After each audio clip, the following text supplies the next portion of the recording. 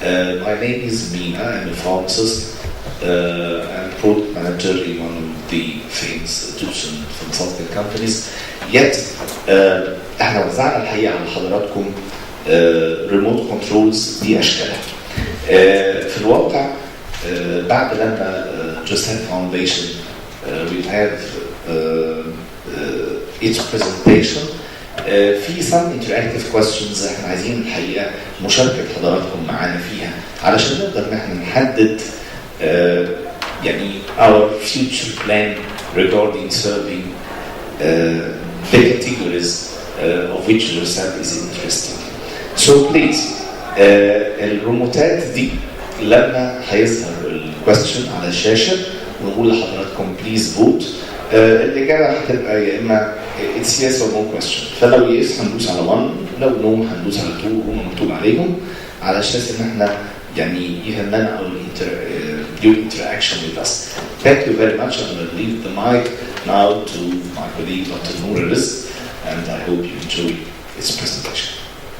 Thank you. Good evening, everyone. My name is Noura Rizk. I'm a field coordinator at the Joseph Foundation for Social Development. I would like to thank the organizing committee for being here today. Let's start with our presentation. So here's a basic overview. We're going to talk about the visions, the missions, and the goals of the organization, how the Joseph Foundation started, a little bit about the history of hospice and the concepts of hospice, some of our cases that we have supported, the types of hospice that the Joseph Foundation provides, our supporters, and a couple of practical data that has been collected through our online system that we would love to share with the audience. Beginningly, the Joseph Foundation is a non-profit Egyptian organization registered under the Ministry of Social Affairs under license number 7800 for the year 2010. Our vision, of course, is to be leading providers of the hospice care for all the needed families and patients in Egypt. And we reach that, but through our mission, we try to establish a most efficient hospice care for the individuals living with life-threatening diseases, as well as support their families. Of course, it's social, psychological, nursing, financial, medical support that's offered by our multidisciplinary team.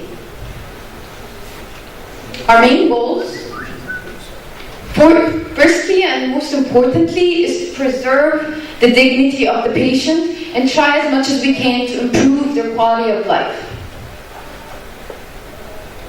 Of course, also to extend our networking or establish more networks with hospitals and institutions that could refer these cases to the Joseph Foundation. To reach out to more communities in need of hospice care in Egypt. And finally, hopefully, to develop a legislation that could offer this hospice care for all the patients and families in need. To begin this, the Joseph Foundation first started by its cooperation with the German Hospice Association and the Bavarian Hospice Association. Of course, the model in Germany is a little different because hospice care is completely independent from normal oncology institutes. The history of hospice was briefly covered by Dr. Sami Sarafi, so I won't take a lot of time in this. However, today's concept is based on Dr. Cicely Saunders' ideology of serving the terminally ill patients. That's a question or a challenge that has been in the past as well as in present in Egypt. Why do we always focus on the terminally ill patients when there's other patients with chronic diseases or need basic awareness programs? We believe at the Joseph Foundation that the most burdened, the most fragile patients and their families are those suffering from the terminally ill. To begin, they have sudden deterioration, they deteriorate pretty fast, and the Joseph Foundation enters in during this steep deterioration. The patient has loss of hope, loss of hope of cure. They suffer from extreme or severe symptoms that we try as much as we can to curb. They have very high emotional demand. Of course, they are stereotyped as patients that can no longer be helped, so they suffer from social seclusion. The family is expending all their finance on finding a cure, so they're financially depleted. The caregiver. Of course, there's a huge burden on the caregiver that cares for this terminally ill patient. And finally, the foggy, indefinite future steps of this patient. Briefly, the concept talks about the value of life even for the last remaining part of life. So even if the patient is terminal, there's still value for his life. He still has the right to live in dignity and not to suffer from social death before actual physical death. In basic, it's accompanying the terminally ill patient till the end, as well as supporting their family members and caregivers. How do we accompany the patient? Well, we try as much as we can to satisfy their wishes and their needs. So, what are some of the patient's wishes? Not to be left alone, not to feel more pain, to finish all pending issues or unresolved issues, to be reassured that their families and their caregivers are going to be okay after their departure, not to be burdened. Of course, the Joseph Foundation enters in and tries to lessen the burden as much as they can. They offer social support and they try to do activities that can support everyday life for these patients and their families. And to find answers for deep-part questions. Of course, some of these questions, the answers are pretty hard. However, it's one of the wishes of the patients to know why they're suffering, about the afterlife, and about their disease. To sum it up, the patient's main wish is don't leave me alone, not to be left alone, not to be socially secluded. We've talked about the wishes, now we're going to talk about the needs. The Joseph team provides needs assessment through 6 basic Joseph support. There's social support, psychological support, nursing, financial, spiritual, as well as medical support. We're going to talk about some of the patients that the Joseph Foundation has offered its care for. This is one example. It's a standard case. She was a patient and she had a 6-year-old daughter. Her 6-year-old daughter and the patient needed psychological support because the patient was going through chemotherapy. She was losing a lot of hair. She was getting depressed. And she didn't want her daughter to see her in this condition. So we offered at the Joseph Foundation psychologists to sit with the patient and with the daughter and to improve their communication. The regular visits were covered by the team leaders, the field coordinators, as well as volunteers. A lot of medical support was also offered through the painkillers. We try as much as we can to allocate painkillers and provide it for these patients. Nursing support was also offered. The nurse came in and visited this patient. She installed the cannula or fixed the IV fluids for this patient. Of course, there's also some spiritual support that was offered through a counselor who regularly visits the patient and the husband to improve the needed spiritual support. Basically, there's always financial support. The Egyptian society is a lower class income, so there's always the need for basic needs such as blankets, food, the cost of transportation to the hospital, their bills, their medical bills, their financial bills, and sometimes we can cover the funeral costs after the patient has passed away. An atypical case would be this patient.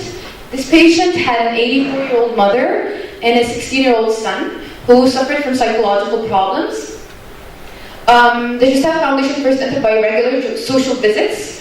The social visits included a volunteer who noticed that the room was not clean. So he offered to clean the room, the living room for this patient. We also noticed that there was a problem with the communication between the patient and the mother. And the Joseph Foundation provided a hearing aid for the mother to enhance the quality of life and the communication between the patient and the mother. One of the patient's wishes was for his son to have a birth certificate and a social ID. So the Joseph Foundation also networked with lawyers to try as much as we can to provide legal support as well. Of course, moral support was offered for the child because he had psychological problems, and we needed to enhance his IQ by providing different literacy classes and to provide a psychologist that would have a plan to improve or enhance his IQ.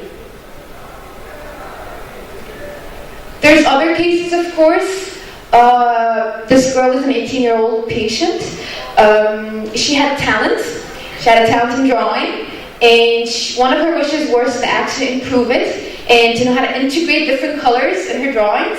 So the Joseph Foundation also offered an instructor that actually helped her build this book.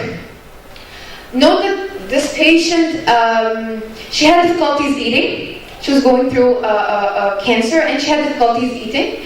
And through enhancing her self-confidence and providing her with, or improving her talent, she actually improved her eating. And a book was provided for her to feel a sense of achievement. Another example would be this book. It has a name written on it, Ahmed. Ahmed is a patient that the Joseph Foundation visited, and you can these are inessential minor details that we notice in our patients. They might even be essential in improving their psychologically and socially. This book had a lot of quotations from Ahmed. And we presented it to him and to his family members. So after his death, his daughter actually kept the book and remembered how wisdomous her father was. How do we continue doing what we do on a daily basis, every day, is by inspirational quotes that we receive from our patients. These are three or a few of many inspirational quotes that we receive from our patients. Some of our patients think that we bring in a warm feeling, that they no longer feel cold because we're present and we socially visit them. Other patients think that we're the light and we make them feel the wonderful sensations. Also, another patient was very proud that his son built a friendship with the Joseph team. So we've been talking about some cases, but we haven't covered the Joseph team. Well, it constitutes of more than 1 year, many years that work together. We can begin with the team leaders and the field coordinators. They go on the Joseph Hospice mobile hospice, and they assess and provide support for the patients and their families. Notice that medical doctors and oncologists are actually a year in the hospice care that we provide. The oncologists refer cases. They also provide their services for the hospice care. Community leaders are an essential gear as well. They facilitate our entry to different communities and to disseminate the idea of Joseph. There are psychologists, pain management doctors, and nurses. Whether the patient and the family needs these services, they're provided. And finally, the volunteers. They're the backbone and they're the spirit of this organization. And of course, we want them to even expand in their activities furthermore. I would like to say that the hospice, the mobile hospice, currently is free of charge to all patients and their families. And its main strategy is to network more with more people, with banks, with institutes, with hospitals, with more doctors, to provide even better care for the patient and their families. So basically, that was the mobile hospice. It covers 80% of the workload at the Joseph Foundation.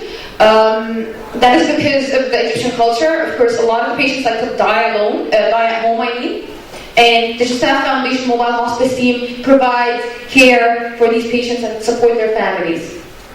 However, of course, I'm very excited to say that we are structurally expanding. There's a stationary hospice that will be built in the next 2 years. And it's located east of Cairo. It's around 1,500 meters squared. And its first stage is 2 levels. Each level has around 10 beds. Of course, there's a limited number of beds, so it's only 20, usually it's going to be only 20% of the work that's going to be given by the Joseph Foundation.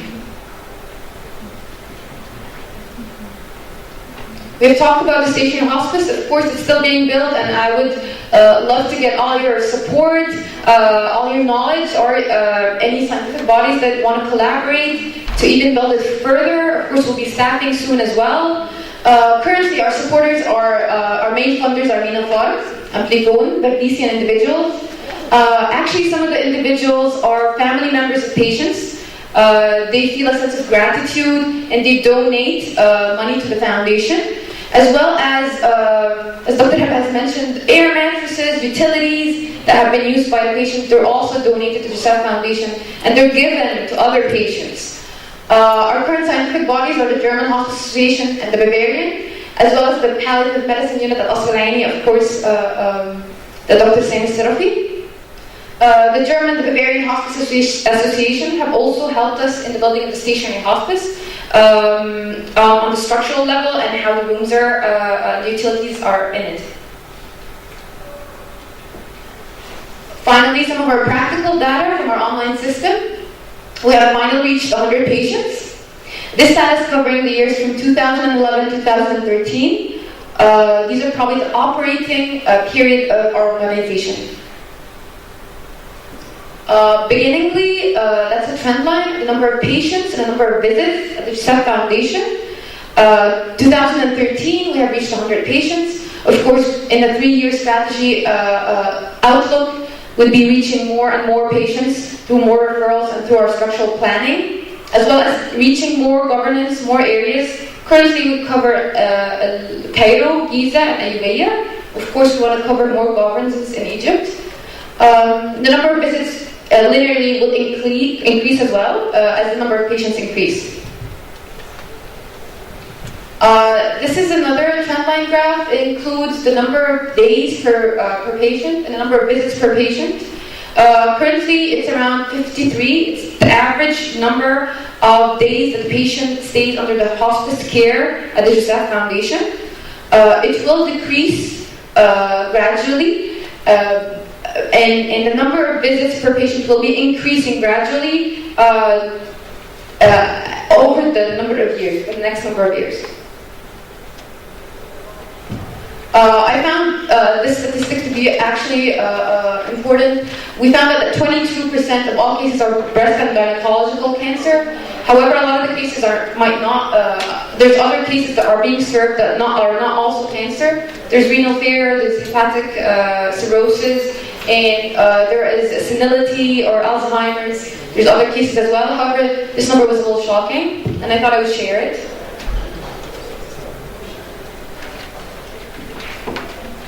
Sorry. That should be a little bit down here, but it was talking about the expenses per patient covered by the Joseph Foundation. It's around 3,500 LE per patient. Of course, we serve the patient regardless of his gender, sex, or socioeconomic class. However, due to the low-income strategy of Egypt, we receive more poor and middle-class patients. However, we would actually welcome even more patients that are of a high class, so that the donated money could actually be helping other patients as well. This criteria was based on the Egyptian GDP and an internal system of classifying the socioeconomic class in Egypt.